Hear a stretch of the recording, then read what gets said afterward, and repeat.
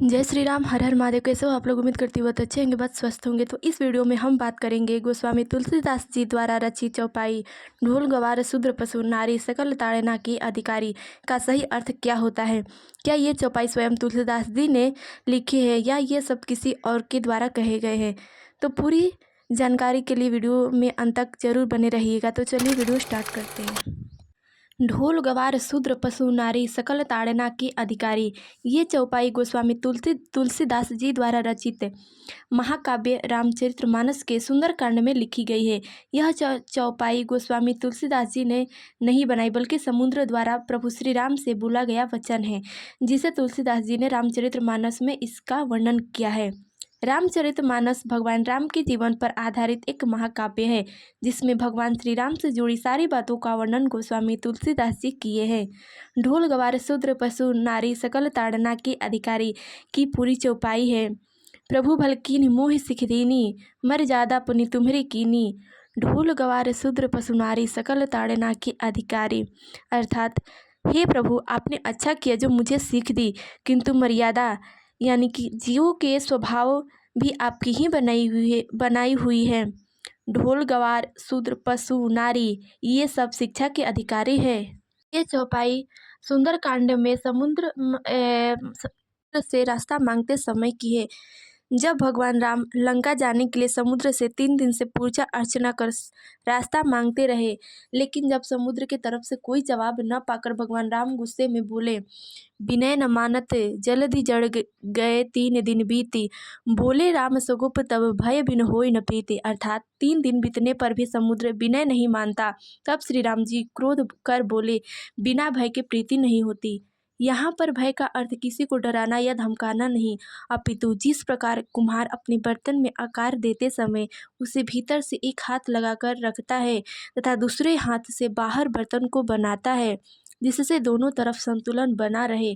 अगर थोड़ा भी बर्तन खराब हुआ तो उसकी अच्छी कीमत नहीं मिलेगी।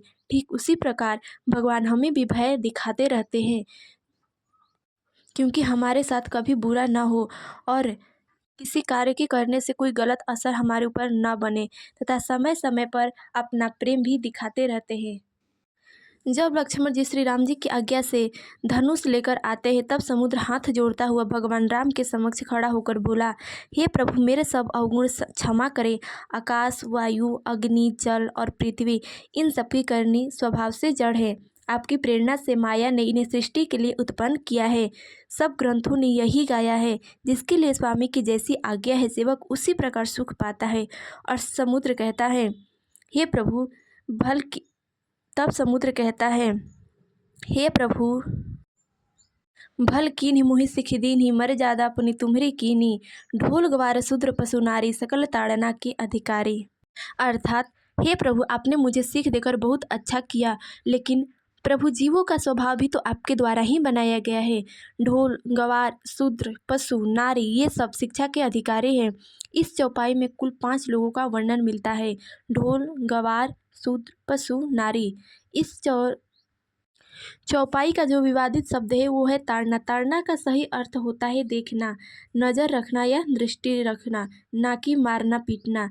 लेकिन इस चौपाई में पांच लोगों के लिए ताड़ना शब्द का अर्थ अलग अलग होगा। पहला है ढोल। ढोल माने होता है ढोलक। जब हम हल्के हाथों से ढोलक को स्पर्श करेंगे तो उससे आवाज़ नहीं आएगी जब तक हम उसे ताड़ेंगे नहीं, अर्थात उसको थोड़ा हाथों को जोर देकर उस पर पीटेंगे नहीं, तब ढोलक बजेगी, तब तक ढोलक नहीं बजेगी।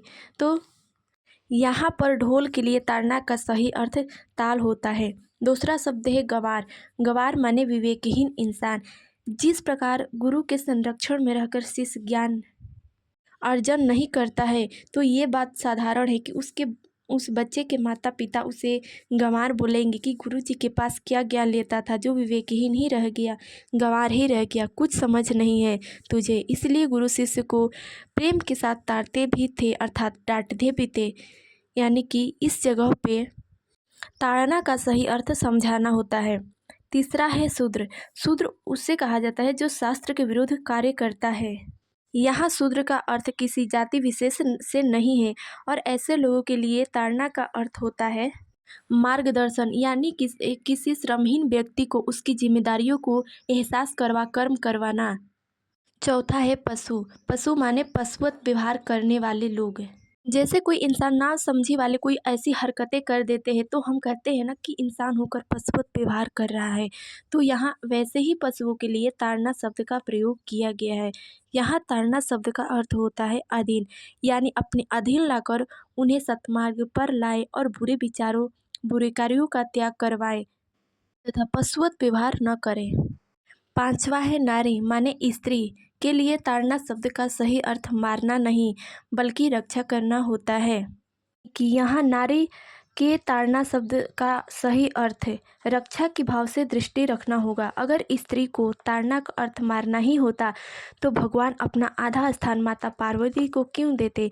हम जब भी देवी देवताओं का नाम सुमिरन करते हैं तो उसमें सबसे पहले देवी का नाम तब देवताओं का नाम लेते हैं, जैसे राधे श्याम, सीताराम, लक्ष्मी नारायण, गौरी शंकर इत्यादि। हम लोग अपने निजी जीवन में ही देखें तो उसमें भी पहले हमारी माता का ही नाम आता है, तत्पश्चात पिता का नाम आता है। इसीलिए यहाँ नारी के लिए ताड़ना का सही अर्थ रक्षात्मक रूप से दृष्टि रखना होगा, रक्षा के भाव से।